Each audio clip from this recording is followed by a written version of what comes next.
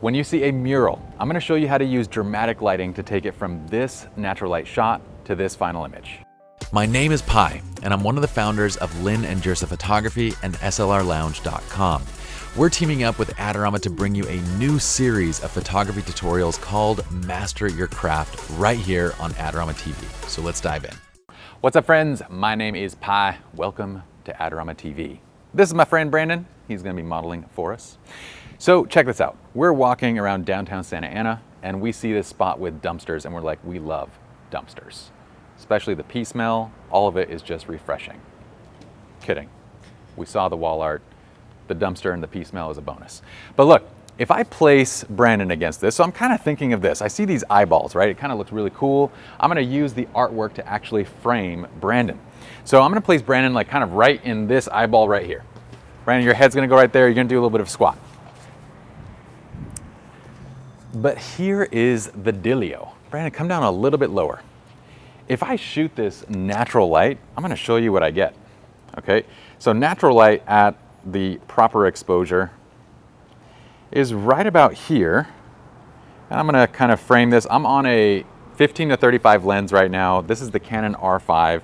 Granted, any camera and lens combo is going to work for this. Okay, so please don't come at me in the comments and be like, but I don't have a $5,000. You don't need one. Use your iPhone. Okay, check this out. If I shoot this image right here, it kind of looks like what everybody else would shoot in this spot, right? This kind of natural light image. It's okay. There's nothing wrong with it. But I think we can spice it up a bit. And we're going to start spicing it up by actually dialing in what I think would be a cool sort of look for the background, okay? So I'm going to begin with this. I'm going to go ahead and raise. Let's actually close down the aperture a little bit. We're at 1/4000th, so 1/1000th of a second, f4 and low ISO. I'm actually going to go up to f5.6, and I'm going to get it to about right here, okay? That looks far more interesting to me. So all I've done is pull down the ambient light exposure. Now, if you think back to the camp framework, we've got our composition already, right? The ambient light is where we set intention. So I've dialed down the ambient light so we know that we're intending to create a dramatic image here. I think one last thing, actually we're good, I like that. So f5.6, low ISO, you can see the histogram is pushed very far to the left here. So it's a very dark image. So I know now I need to modify or add light because obviously Brandon's not quite bright enough. There's gonna be a few little tricks here and I'm gonna show you what we're gonna do in post to fix it, okay? So first, I'm gonna figure out exactly where I want my composition to be, right about here, okay? Because we're gonna have to, once we place the light, well, you'll see what I mean. I'm gonna place that right there. We're gonna go with just a standard A10, just a standard flash here, guys. I'm gonna pop a grid on here so that the light isn't gonna spill everywhere. I'm gonna put this on my mag shoe. I'm gonna bring this into the scene. Now, I don't have a lot of power. I'm also gonna be using high-speed sync. So I know not only am I gonna be at full power here, I need it to be close. Okay, so we're gonna go full power. I'm gonna zoom the flash all the way in. Okay. And we're gonna go right up there against the wall. All right, my friend, look to your left. All the way to the left. Right there.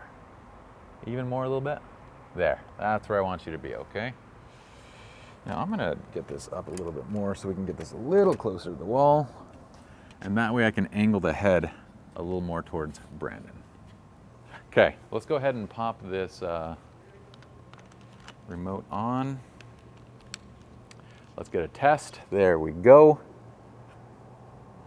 Now, we're doing pretty good. I'm gonna make a couple little adjustments here. So here's what we're gonna do. We're gonna shoot the image with the flash, and then I'm gonna remove it and shoot the image again. Ideally, you have your camera up on a tripod, but let's say that you don't have a tripod with you. I'm gonna show you how to do it without, okay? So Brandon, you're gonna scoot down a little bit and a little bit this way. There you go. Right there, my man. Now, I know that's not comfortable for you, my friend, so I'm gonna try and do this as quick as possible. I'm gonna lower this down just a little bit more. We're gonna go right here. Look to your left again. That's it. Right there. Okay, so what I want you guys to do is pay close attention to your crop. So right here, my crop is placing Brandon directly to the left. I'm kind of using my viewfinder and like what I'm seeing there to frame him. So his nose is right against the line. That helps me to balance the image. Okay. Brandon, give me full profile. Turn your chin all the way to the street. Right there. Chin down a little bit, Brandon. Right there. Bring one hand to the pocket.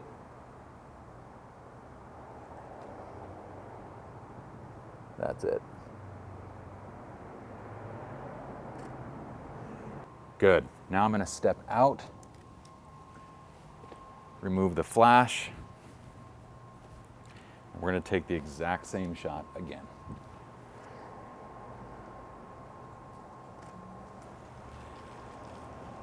Ho ho! Look at that. No tripod. Mikey's going to do the little flippity flippity, the little flippity flippity, the little flippity flippity, so you guys can see back and forth, but we got that pretty dang close. Check this out. Come over here. Oh, wow. Pretty darn close. Okay, so now I'm going to take you guys in the post. We're going to do a simple composite. We're going to finalize the image. Let's do it.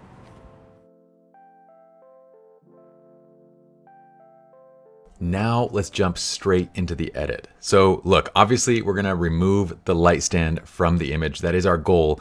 But along the way, I'm gonna show you several tips and tricks as we colorize our image. So it's gonna be worth watching. Now, if you'd like to follow along with these exercise files, I will link it up in the description of the video so you can actually download both of these two raw files and follow along, or you can simply load your own images. That's totally fine too. What I want to start with is what the natural light shot in this scene would have looked like. And side note, I'm inside of Lightroom Classic, so if you guys would like to follow along specifically inside of Lightroom Classic. This is what the natural light image would have looked like, exposing for Brandon's skin tone. I love using murals as backdrops for my photographs. Thing is, in very bright conditions like this, a mural can tend to look washed out. So instead, we'll do what we did, which is essentially light Brandon up. Because if we shoot it dark, where we kind of get rich tones, without that light, Brandon is lost in the shot, right? So here we have the image coming straight out of camera. I can click reset just so you guys can see that there are no settings applied to this. The flash with a grid is just lighting up Brandon's face, and that's really it.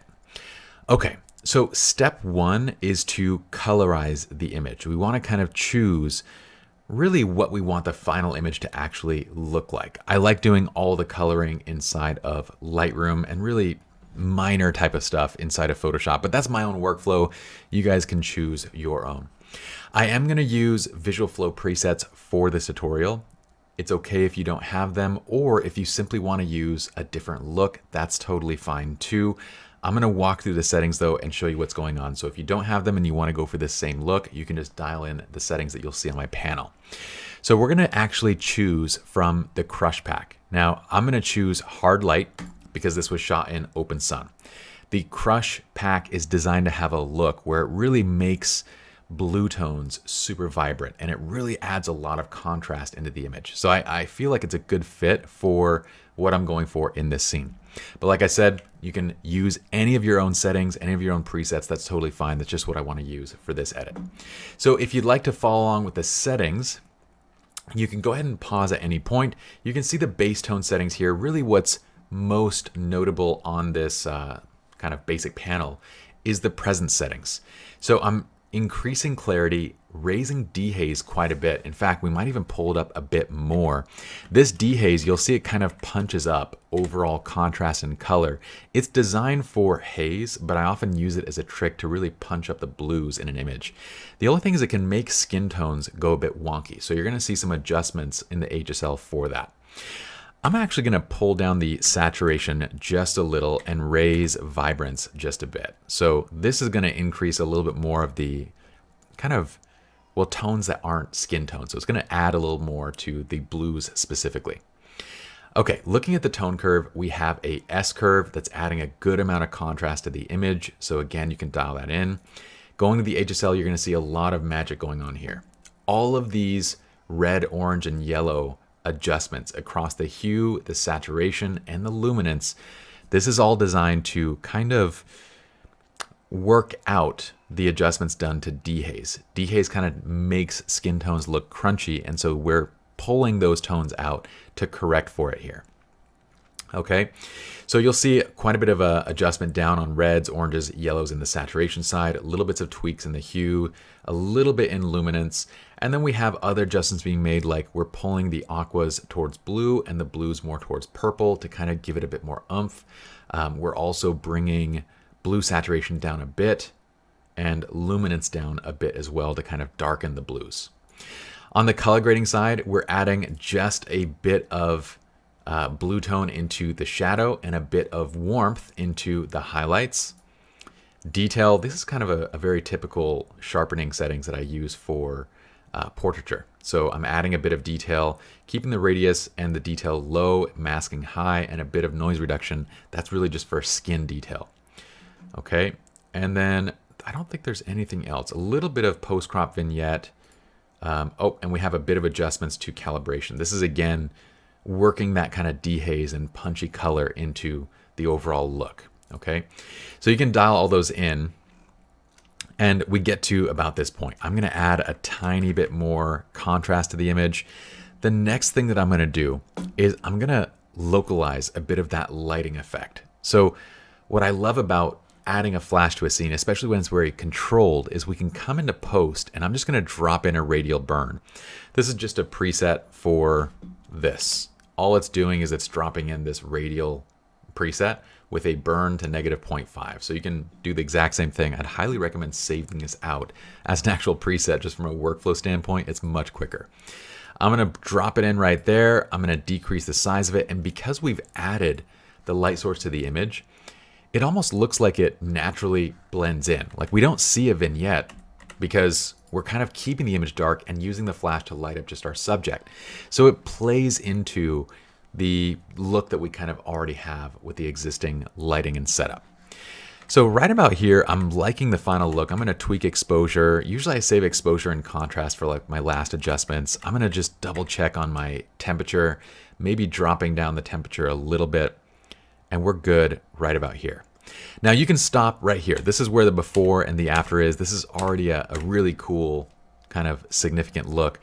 I want to show you another trick when it comes to colorizing. If you want to add a little bit of extra oomph into the image, a little of extra color, here's one of my favorite tricks. I'm going to grab the adjustment brush. I have a brush down here that's just set to cool, okay? Temperature cool. It literally is just dropping temperature. What you're going to do is, with a large brush, paint this over the entire image, okay? And then you're going to decide, where do I want that effect to appear? See, in this image, I want the highlights to be more orange, but I want the shadows to be more blue. So what I'm going to do is drop into range masking and go to luminance. And I'm actually going to pull down from the top side, meaning I don't want to see that blue in any of the highlights. So I'm going to pull down until I'm basically just seeing it in the shadows, which is right about here. Then I can adjust the smoothness of this, and I usually kind of keep it around 60-ish.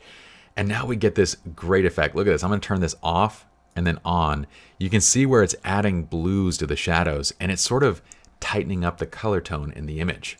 I'm actually going to increase that just a bit. Let's go up to like +45, because I want to see those blues hitting the shadows of his skin tone. So that way it kind of matches with the blues in the background. I really like this. Okay, this is turning out really fun. So this is where we are now. What I'm going to do is go to the next image, and you're just going to hit previous. We just want to paste all those settings onto the next image. Now we're ready to actually remove the light stand. So select both images, right click, and we're going to go to edit in. You're going to click open as layers in Photoshop. Remember that when we shot this, we actually didn't use a tripod, which means that we can try to align the layers, but it's very likely that if you don't use a tripod and there's some movement there, it's going to be difficult to align layers in an automated way. So instead, I'm actually going to do it manually on this image. And let me show you what happens. So this is still loading up real quick. Once this is loaded. Okay, so we're into Photoshop. Let me show you what happens real quick. If I select both layers and I use this automated align function, in the edit menu, I can go to auto align layers, click auto. what's going to happen is it often is going to crop or adjust one of your layers to basically kind of fit over the other. And in doing so, you tend to lose pixels like around edges. Now, this isn't a big deal. Let's say if you're on a tripod, the adjustments are very, very minor. It's not even a big deal if you're, let's say, not using the edges of the frame, okay? Thing is though, I am using the edges of the frame. So that alignment can potentially cause issues. So you can see how it finished. Granted, in this image, I think I'm good. Like it's not gonna cause any major issues. I can go ahead and just start masking out. But I wanna show you in case you can't do the automatic align. I'm gonna press Control Z or Command Z to undo that. And what I'm gonna do instead is do this manually. So I can do this manually by simply adjusting down the opacity of this top layer. So I'm just gonna pull the opacity down. And what I'm gonna look to do is actually bring the underlying layer in alignment with the background. Okay, so I'm looking at the background and I'm just gonna use my arrows and my mouse to kind of bring the background into alignment. You can kind of see that about right here. Right here, you can see that the art almost looks like it's lining up essentially, right? Okay, so from here, bring the opacity back up, add a mask, and what we're gonna do is paint black to conceal. So what do I wanna conceal? The flash. I'm gonna go ahead and reduce the hardness down, keep your flow and opacity up, and now you're just going to paint that stand right out of the frame. Okay, notice down here that there is a little bit of alignment issue, right? This is because down here, it's not quite perfectly aligned. Up here it is pretty well aligned, but down there it's not. So the way to kind of fix this with a mural is just to kind of paint and sort of line things up manually. So I'm just shrinking the brush down to kind of get it to blend across these lines. Okay, and then you just kind of make sure that there's no ghosting across certain elements. So right about here, we start getting a really convincing effect. If we'd like on this image, I'm just gonna go back and I will do the automated function since it turned out okay. The automated function is actually going to do a better job of, when it works, it's going to do a better job of aligning those layers because it's sort of going to bend and pull the image to make sure that background pieces line up. So when we do that same mask, you'll see it's going to be a bit cleaner this time. Okay, so let's do that same little mask. I'm going to go ahead and select the top layer. We're going to choose that mask. And this time I am going to raise the hardness of my brush just a bit. Size should be fine. And now notice that as I paint, the background is much better aligned. But see, once I get down to the bottom, that's where you can see it really kind of change the overall image at the bottom to fit with the image on top. So what I can do here is I can press X and then just to switch my color back to white, and I can just basically paint black right back. And if you see the stand popping up, it's not really a big deal. Here's what we're gonna do. I'm gonna press X again to select white. Actually, you know what? Because we want to go to the edge, let's do it a different way. Let's select the just the standard layer. Press Alt Control Shift J, or that was like a bajillion letters. Alt Control Shift E to merge everything to a new layer, or Option Command Shift E if you're on a Mac. Now, what I can do here is just select this little area, press Shift / and just use Content Aware. And it should know that I kind of just want to remove the stands, and it does a pretty good job of just taking the stands out and replicating with the background. Other ways of doing the same thing would be to press Shift J. You can actually select an area that you want to kind of pull from, and it might give you a little bit better results because you can control exactly where you want to patch in from. So we're just using the patch tool on this go. So two simple ways of kind of making that adjustment. Now, the last thing I like to do on images like this is just see if there's any distracting elements that I kind of want to remove. Sometimes they're overly bright spots or dark spots, like little messes up in the paint and stuff like that. I like to fix those just so I get something that it looks a little more polished basically in the end. So I'm just going to do that. See if there's any white spots that I don't like. See, I don't like this one that much. I'm going to remove that one. The artist, if he sees this or she sees this, they might not like that I'm tweaking this, but it's okay. This is my vision now. All right. So just removing a little bit of the distracting elements. We'll go ahead and save this out now, and let's compare kind of where we started with and where we ended up, okay? And what I would do is once you're back into Lightroom with that final TIFF, go ahead and just crop into the exact crop that you want. So I'm just gonna bring it in a little bit, bring it down to the right. And this is the exact crop that I want. All right, we're done. Let's look at the final before versus after. So this is the natural light image. No light, just how the scene would have looked like exposed for Brandon's skin tone. This is the final image with light and with that light stand removed.